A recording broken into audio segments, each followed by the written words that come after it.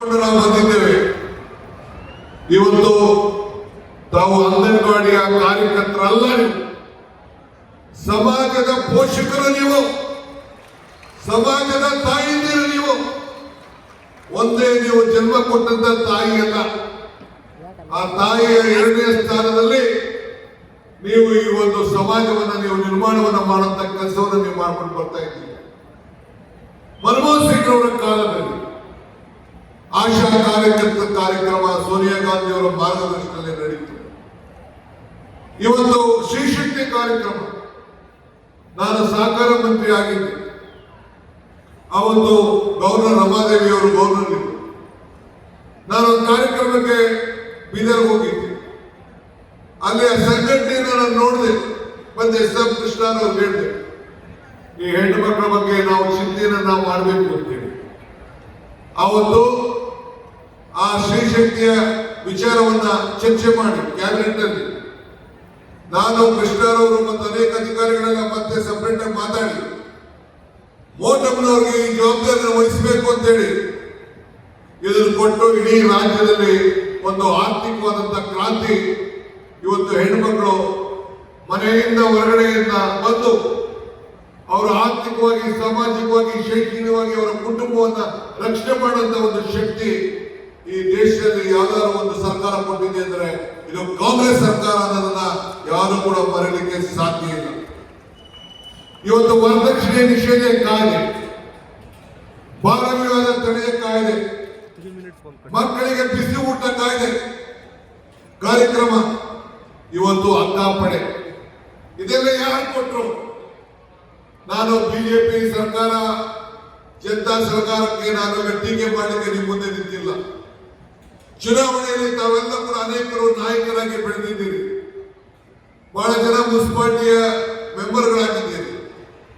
ಹಳ್ಳಿಗಳಲ್ಲಿ ನಿಮ್ಮನ್ನ ಎಷ್ಟೋ ಜನ ನಾವು ಪಂಚಾಯತಿ ಮೆಂಬರ್ಗಳು, ಚೇರ್ಮನ್ಗಳನ್ನು ಮಾಡಿದ್ರು ಕೂಡ ನೀವು ಕಲ್ತಿದ್ದೀರಿ.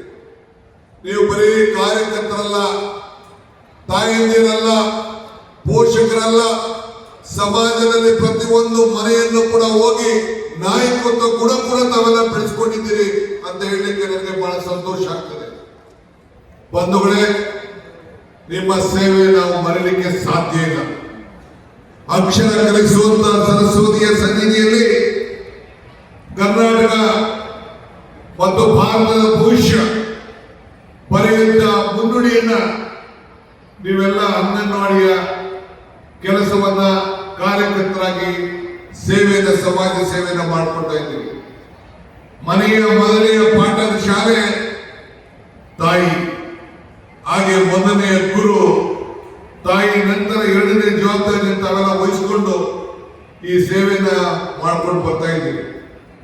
ನಿಮ್ಮ ಸಂತದ ಮಕ್ಕಳಿಗೂ ಸಮಯ ಕೊಡದೆ ಹೋದಾಗ ಅನೇಕ ಒತ್ತಡಗಳಿದ್ರೂ ಕೂಡ ಆ ತಾಯಿಯ ಪೌಷ್ಟಿಕ ಆಹಾರವನ್ನ ಬೆಳೆಸಿ ಶಕ್ತಿ ಇಡೀ ಪ್ರಪಂಚಕ್ಕೆ ಒಂದು ಹೆಸರನ್ನ ತಂದುಕೊಂಡಂತ ಮಹಾಶಕ್ತಿ ಇಂದಿರಾ ಗಾಂಧಿ ಅವರು ಕೊಟ್ಟಂತ ಕಾರ್ಯಕ್ರಮದ 50 ವರ್ಷದ ಸಂಭ್ರಮ ಇವತ್ತು ನಾವು ಆಚರಣೆಯನ್ನು ನಾವು ಮಾಡ್ತಾ ಇದ್ದೇವೆ.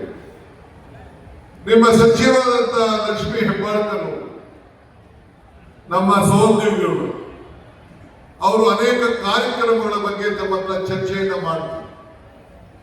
ಎಲ್ಲ ಕಾಲದಲ್ಲೂ ಕೂಡ ಏನು ಯಾವ ರೀತಿ ಕಾರ್ಯಕ್ರಮಗಳನ್ನ ಕಾಂಗ್ರೆಸ್ ಸರ್ಕಾರ ಇದ್ದಾಗ ನಾವು ಕೊಟ್ಟಿದ್ದೇವೆ ಅನ್ನೋ ಮಾತನ್ನು ಕೂಡ ಅವ್ರಿಗೆ ನೆನಪು ಮಾಡಿದ್ರು.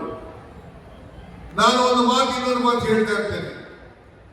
ದೇವರು ವರನೂ ಕೊಡುವುದಿಲ್ಲ, ಶಾಪನೂ ಕೊಡುವುದಿಲ್ಲ, ಆದ್ರೆ ಅವಕಾಶ ಮಾತ್ರ ಕೊಡ್ತಾನೆ ಅಂತ. ಆ ಅವಕಾಶ ಸಿಕ್ಕಂತ ಸಂದರ್ಭದಲ್ಲಿ ಲಕ್ಷ್ಮೀ ಹೆಬ್ಬಾಳ್ಕರ್ ಅವರ ಮುಖಂಡತ್ವದಲ್ಲಿ ಇವತ್ತು ಎಲ್ಲ ಗೃಹಲಕ್ಷ್ಮಿಗಳ ಸಹಕಾರ ಸಂಘ ಸ್ಥಾಪನೆ ಮಾಡಿ ಇದೊಂದು ಐತಿಹಾಸಿಕ ದಿನ. ಈ ಅಕ್ಕಾಪಡಿಯನ್ನು ಕೂಡ ಒಂದು ಐತಿಹಾಸಿಕ ದಿನ ಅಂತ ಹೇಳಲಿಕ್ಕೆ ನನಗೆ ಬಹಳ ಸಂತೋಷ ಆಗ್ತದೆ. ನಾನು ಸಿದ್ದರಾಮಯ್ಯ, ನಾವಿಬ್ರು ಸೇರಿ ನನಗೆ ಈ ರಾಜ್ಯದ ಕಾಂಗ್ರೆಸ್ ಪಕ್ಷದ ಅಧ್ಯಕ್ಷರಾಗಿ ಶ್ರೀಮತಿ ಸೋನಿಯಾ ಗಾಂಧಿ ಅವರು ನೇಮಕ ಮಾಡಿದಾಗ ನಾನು ಈ ರಾಜ್ಯದ ಜನತೆ ಬಗ್ಗೆ ಒಂದು ಮಾತನ್ನು ಕೊಟ್ಟಿದ್ದೆ.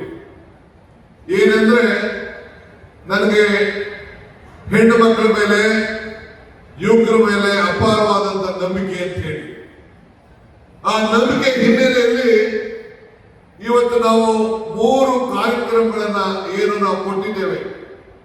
5 ಗ್ಯಾರಂಟಿಗಳಲ್ಲಿ 3 ಕಾರ್ಯಕ್ರಮಗಳನ್ನು ಕೊಟ್ಟಿದ್ದೇವೆ.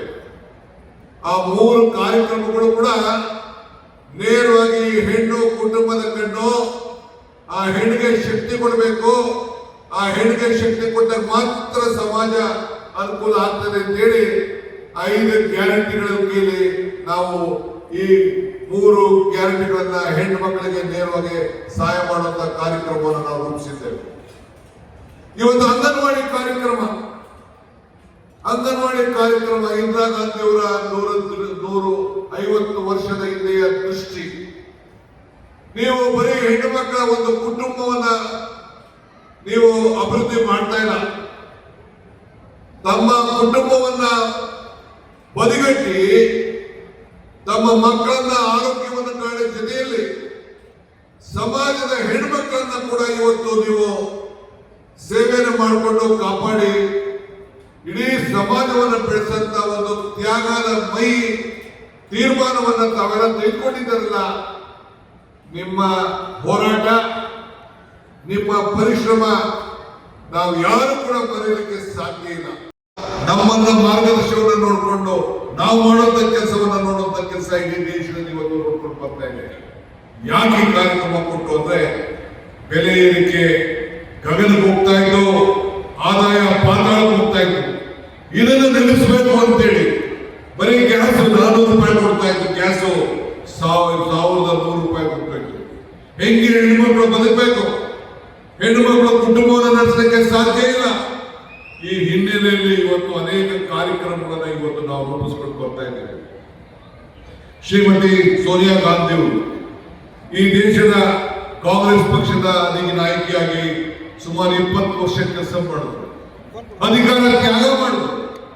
ಆವತ್ತಿನ ಕಾಲದಲ್ಲಿ ಅಬ್ದುಲ್ ಕಲಾಂ ಅವರು ಈ ದೇಶದ ಪ್ರಧಾನಮಂತ್ರಿ ಆಗ್ಬೇಕು ಅಂತೇಳಿ ಇಂದಿರಾ ಗಾಂಧಿ ಅವರ ಸೊಸೆಗೆ ಕರೆದು, ನನಗೆ ಬೇಡ, ಈ ದೇಶದ ಆರ್ಥಿಕ ತಜ್ಞ, ಈ ದೇಶವನ್ನು ಉದ್ಧಾರ ಆಗಬೇಕು ಅಂತೇಳಿ ಪ್ರಧಾನಮಂತ್ರಿ ಸ್ಥಾನವನ್ನ ತ್ಯಾಗ ಮಾಡಿ ಆ ಹೆಣ್ಮಗಳು, ಆ ತಾಯಿ ಮನಮೋಹನ್ ಸಿಂಗ್ರಿಗೆ ಅಧಿಕಾರವನ್ನು ಕೊಟ್ಟು ಇವತ್ತು ಆಶಾ ಕಾರ್ಯಕ್ರಮ ಅವ್ರ ಮುಖಾಂತರ ಬಂತು.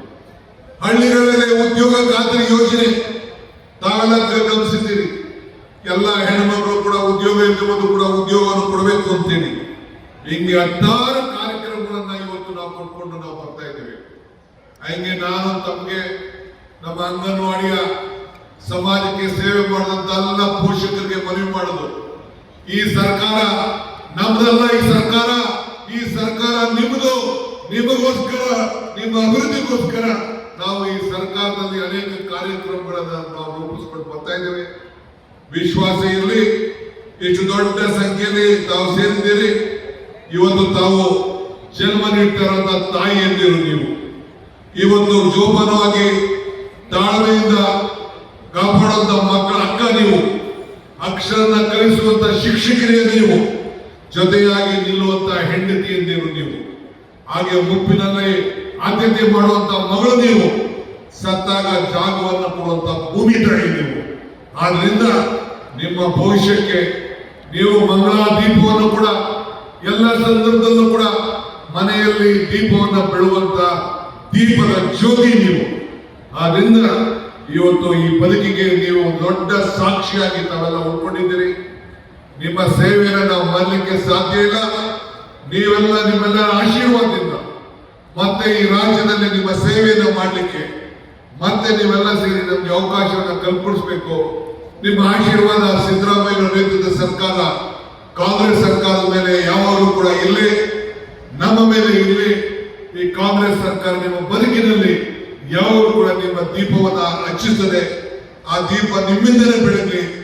ಇವತ್ತು ವಿಶೇಷವಾಗಿ ಲಕ್ಷ್ಮೀ ಹೆಬ್ಬಾಳ್ಕರ್ ಅವರು ಈ ಇಲಾಖೆಯ ನಾಯಕತ್ವವನ್ನು ವಹಿಸಿಕೊಂಡು ಒಂದು ದೊಡ್ಡ ಕ್ರಾಂತಿಕಾರಿ ಬದಲಾವಣೆಯನ್ನು ಮಾಡಿದ್ದಾರೆ. ಇಡೀ 1,26,00,000 ಕುಟುಂಬಗಳಿಗೆ, ಮನೆಯ ಯಜಮಾನರಿಗೆ ನೇರವಾಗಿ 1 ರೂಪಾಯಿ ಕೂಡ ಲಂಚವನ್ನು ಪಡ್ಕೊಳ್ಳದೆ ನೇರವಾಗಿ ಅವರ ಮನೆ ಬಾಗಿಲಿಗೆ ಹಣವನ್ನು ತಲುಪಿಸುವಂತ ಜವಾಬ್ದಾರಿಯನ್ನು ವಹಿಸಿಕೊಂಡು ಇವತ್ತು ಸಂಘಟನೆಯನ್ನು ಮಾಡಿಕೊಂಡು ನಿಮ್ಮ ಹೃದಯದಲ್ಲಿ ಇದ್ದಾರೆ.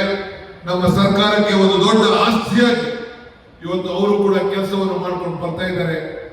ಅವ್ರಿಗೆ ಮತ್ತು ಅವರ ತಂಡದ ಎಲ್ಲ ಅಧಿಕಾರಿಗಳಿಗೆ, ಅವರ ಸಹೋದ್ಯೋಗಿಗಳಿಗೆ, ಅವರ ಮಿತ್ರರಿಗೆ, ಅವರ ಜೊತೆಯಲ್ಲಿ ಕೆಲಸ ಮಾಡ್ತಾ ಇರುವಂತ ಅನೇಕ ಚೇರ್ಮನ್ಗಳಿಗೆ ಅವರೆಲ್ಲರೂ ಕೂಡ ಶುಭವನ್ನು ಹಾರೈಸಿ ಇಡೀ ಸರ್ಕಾರ ಅವರ ಜೊತೆಲಿದೆ. ನಾನು ಮತ್ತೆ ಹೇಳ್ತಾ ಇದ್ದೀನಿ, ಇಡೀ ದೇಶಕ್ಕೆ ನಾವು ತ್ಯಾಗವನ್ನು ಮಾಡ್ತಾ ಇದ್ದೀವಿ, ತ್ಯಾಗದ ಮಹಿಳೆ ಅಂತ ಹೇಳಿ. ನಾನು ಆಗಾಗ ಇನ್ನೊಂದು ಮಾತನ್ನು ಹೇಳ್ತಾ ಇರ್ತೀನಿ. ನಮ್ಗೆ ಅನೇಕರು ಓಟಮ್ನವರು ಹೇಳ್ತಾ ಇರ್ತಾರೆ, ಹೆಣ್ಣು ಕುಟುಂಬದ ಪೆಣ್ಣು ಅಂತ ಹೇಳಿ. ಯಾರೇ ಆಗಲಿ ನಮ್ಗೆ ಬಂದು ಭೇಟಿ ಮಾಡುವಾಗ, ಒಂದು ಅರ್ಜಿ ಕೊಡುವಾಗ, ಒಂದು ಇನ್ವಿಟೇಷನ್ ಕೊಟ್ಟಾಗ ಬರೀ ಡಿ ಕೆ ಶಿವಕುಮಾರ್ ಅಂತ ಯಾರು ಕೊಡುವುದಿಲ್ಲ, ಶ್ರೀಮತಿ ಮತ್ತು ಶ್ರೀ ಡಿ ಕೆ ಶಿವಕುಮಾರ್ ಅಂತ ಹೇಳ್ತಾರೆ. ಪರಮೇಶ್ವರ್ ಅಂತ ಕರಿಬೇಕಾರೆ ಪಾರ್ವತಿ ಪರಮೇಶ್ವರ ಅಂತಾರೆ. ಲಕ್ಷ್ಮಿ ಕರಿಬೇಕಾರೆ ಲಕ್ಷ್ಮೀ ವೆಂಕಟೇಶ್ವರ ಅಂತ ಕರೀತಾರೆ. ಗಣೇಶನಿಗೆ ಮದುವೆ ಆಗಲಿಲ್ಲ, ಹಬ್ಬ ಮಾಡುವಂತ ಸಂದರ್ಭದಲ್ಲಿ ಬಂದು ಗೌರಿ ಹಬ್ಬ ಮಾಡ್ತೀವಿ, ಆಮೇಲೆ ಗಣೇಶನ ಹಬ್ಬ ಮಾಡ್ತೀವಿ. ಯಾವ್ದಾದ್ರು ಊರಿಗೆ ಹೋದ್ರೆ ಆ ಗ್ರಾಮ ದೇವತೆ ಯಾವುದು ಅಂತ ಕೇಳ್ತೀವಿ. ಈ ಬೆಂಗಳೂರು ನಗರಕ್ಕೆ ಬಂದ್ರೆ ಈ ಗ್ರಾಮ ದೇವತೆ ಅಣ್ಣಮ್ಮ ಅಂತ ಕರಿತೀವಿ. ಹಂಗೆ ಪ್ರತಿ ಸಂದರ್ಭದಲ್ಲೂ ಕೂಡ ಈ ಭೂಮಿ ತಾಯಿಗೆ ಗೌರವ ಕೊಡುವಂತ ಪದ್ಧತಿ, ಸಂಸ್ಕೃತಿ ಈ ದೇಶದಲ್ಲಿ ಉಳಿಸಿಕೊಂಡು ನಾವು ಬಂದಿದ್ದೀವಿ. ಅಂತ ಪವಿತ್ರವಾದಂತಹ ಭೂಮಿಲಿ ನಾವೆಲ್ಲ ಕೆಲಸವನ್ನು ನಾವು ಮಾಡ್ತಾ ಇದ್ದೀವಿ.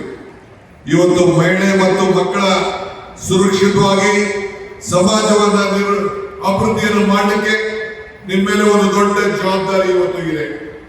ನಮ್ಮ ಸರ್ಕಾರ, ಸಿದ್ದರಾಮಯ್ಯ ನೇತೃತ್ವದ ಸರ್ಕಾರ ಇವತ್ತು ನಿಮಗೆ ಶಕ್ತಿಯನ್ನು ಕೊಡಬೇಕು ಅಂತೇಳಿ ಇವತ್ತು 1 ಕೋಟಿ, ಒಂದೇ 1 ಲಕ್ಷ ಕೋಟಿ, 1,08,000 ಒಟ್ಟಿಗೆ ಸೇರಿ ಇವತ್ತು ಗೃಹಲಕ್ಷ್ಮಿ ಹಣವನ್ನ ಕೊಟ್ಟು ಇಡೀ ದೇಶಕ್ಕೆ ಈ 5 ಗ್ಯಾರಂಟಿಗಳನ್ನು ಕೊಡುವಾಗ ಮಾನ್ಯ ಶ್ರೀ ಮೋದಿ ಅವರು ನಮ್ಮನ್ನ ಟೀಕೆ ಮಾಡಿದ್ರು.